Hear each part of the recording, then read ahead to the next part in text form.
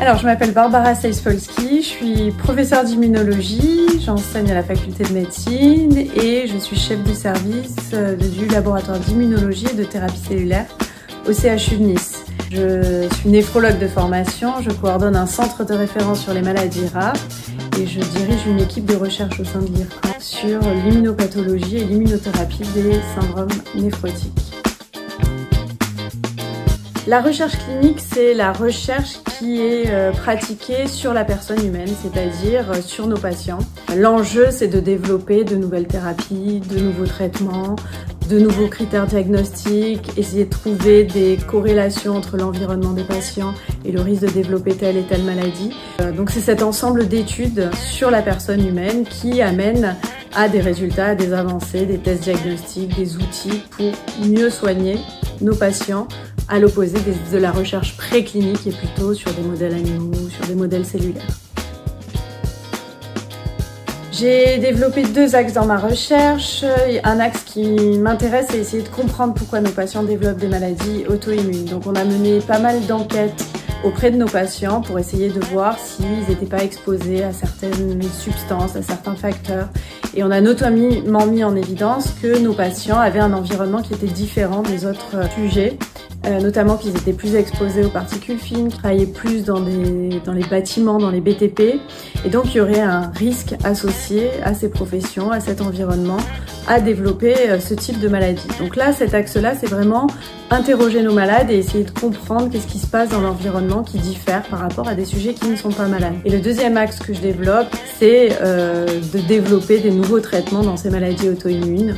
Donc pour ça, évidemment, on fait des études chez l'animal et puis ensuite, on transpose nos résultats chez les patients pour essayer d'avoir des meilleurs traitements pour ces patients. C'est évidemment extrêmement important pour le patient d'abord, puisque ça lui permet de bénéficier de nouveaux traitements, d'innovations thérapeutiques. Donc ça donne accès aux patients à ces traitements avant qu'ils soient mis sur le marché et qu'ils soient accessibles à tous. Puis pour le médecin, l'intérêt, c'est d'avoir le sentiment de participer à quelque chose, de remonter des projets, de créer une équipe de recherche, d'avoir une autonomie sur son activité et puis faire avancer les connaissances et faire avancer la recherche et le soin.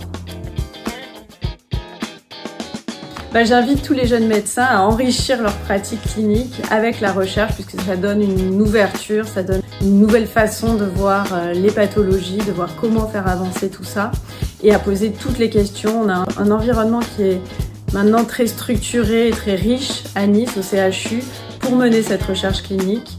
On a beaucoup d'interlocuteurs qui connaissent bien, qui ont déjà monté des projets qui ont été des success stories. Donc il ne faut pas hésiter à poser des questions et à se faire aider. Si je suis paramédicale, la recherche clinique me concerne également puisque c'est là aussi faire avancer la prise en charge de nos malades et tous les corps de métier autour de la santé sont représentés dans la recherche clinique et on a besoin évidemment de tout le monde pour faire avancer les projets. Je pense qu'il faut sortir de l'image du cobaye, de l'image négative du cobaye. On n'utilise pas nos patients pour tester des idées saugrenues qu'on aurait eues la veille dans notre laboratoire. Au contraire, la recherche, c'est très encadré. Tous les protocoles qu'on va mettre en place sont lus et relus par nos pairs, évalués pour son intérêt scientifique et pour les limites éthiques et s'assurer qu'on n'expose personne à un risque et au contraire, qu'il y a un bénéfice individuel aux patients à profiter de ces projets de recherche, c'est-à-dire accéder à des nouvelles molécules, accéder à des nouveaux traitements, avoir des diagnostics plus rapides, être suivi encore plus près que dans un cadre hors recherche.